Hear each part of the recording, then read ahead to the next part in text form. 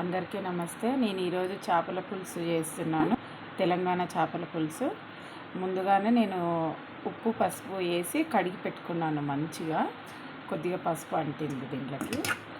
తర్వాత ఒకటి ఆనియన్స్, పెద్దది ఆనియన్ తీసుకున్న, విలాచి, చెక్క, లవంగ, ఒక జాజి పువ్వు, జీలకర్ర, మెంతులు, కొబ్బరి, ఆనియన్స్ ఫ్రై చేస్తాను, కాలుస్తాను. ఊర్లలో అయితే పొయ్యి మీద కాల్చుకునే వాళ్ళం, పొయ్యిలో ఉంగుళంలో కాల్చే వాళ్ళం. ఇప్పుడు ఇట్లా కాలుస్తాను. దానికి చింతపండు కొద్దిగా, ఒక నిమ్మకాయ సైజు అంతా చింతపండు నానబెట్టాను, ఒక టమాటా.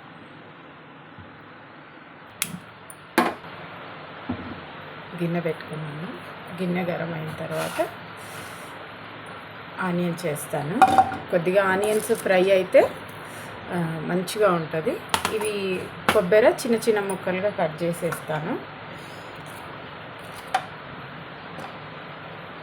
జీలకర్ర, లవంగాలు అవి వేస్తాను. చూడండి, ఫ్రై అయిపోయింది.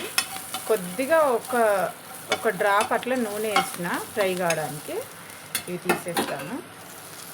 మెంతులు వేస్తా. ఎండుమిర్చి ఉంటే బాగుంటుంది, ఎండుమిర్చి లేనందుకు నేను కారం పొడి వేస్తాను. ఇవి కూడా ఫ్రై చేయడానికి వేస్తాను. కొద్దిగా దూరగా వేగిన తర్వాత దీంట్లో కలిపేసి మిక్స్ పట్టేస్తాను. దీంట్లోనే చింతపండు, టమాటా కూడా వేస్తాను. వేసి ఒకటేసారి మిక్స్ పట్టేస్తాను. ఇవి వేస్తున్నానండి. ఇవి ఇప్పుడు వేయించుకున్నా కదా, మంచిగా దూరగా వేగినాయి. ఇవి కూడా దీంట్లో వేసేస్తాను. పసుపు, ఉప్పు, రాళ్ళు ఉప్పు వేస్తాను, టేస్ట్ బాగుంటుంది. దీంట్లోనే చింతపండు వేస్తాను. చింతపండు గ్యాస్ ఎక్కువ ఉంటుంది కాబట్టి ఏదో కొద్దిగా ఊరకానికి వేస్తాను, అందుకే టమాటా వేస్తున్నాను. చాలామంది ఇప్పుడు చింతపండు తినాలంటే గ్యాస్ అని అంటున్నారు కదా, అంటాం కదా, అందుకే. ఇది దీంట్లోనే కారం వేసేస్తాను. ఎండుమిర్చి ఉంటే ఎండుమిర్చి వేసుకోవచ్చు, అందుకే నేను కారం వేస్తున్నాను. నా దగ్గర ఎండుమిర్చి లేదండి. ఒక స్పూన్ కారం వేసాను. కొద్దిగా చేపలని ఫ్రై చేస్తాను.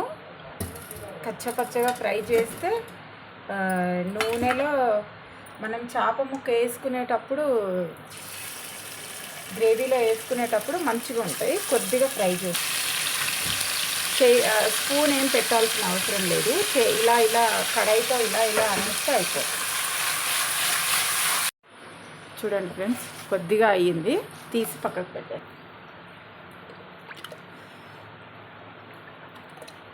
నూనె కొద్దిగా పడుతుంది, మనకు స్మెల్ రాకుండా ఉండాలి. వేస్తున్నాను. మనకు ఎంత కావాలో అంత వేసుకోవచ్చు, కానీ ఇది కొద్దిగా బాగా మరగనివ్వాలి. చేపలు ఒక్క ఉడికేస్తే అయిపోతుంది, ఒక 5 నిమిషాలు ఉడికితే అయిపోతుంది. ఎందుకంటే మనం నూనెలో ఫ్రై చేసుకున్నాం కదా, ముక్క చిట్లిపోదనమాట, ముక్కలు కాకుండా ఉంటుంది. మనం స్పూన్ పెట్టి తీసుకునేటప్పుడు కూడా మంచిగా ఉంటుంది.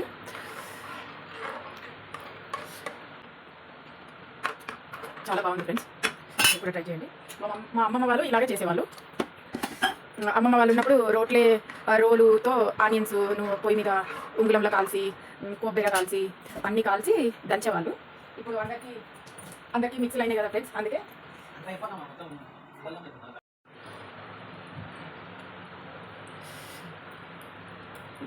చూడండి బాగా ఉడుకుతుంది.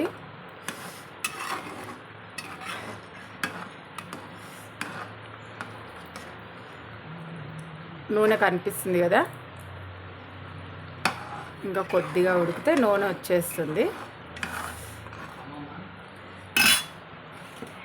ఇప్పుడు నేను అప్పుడు ఫ్రై చేసి పెట్టాను కదా చేపలు, ఈ చేప ఇలాగే ఉంటుంది,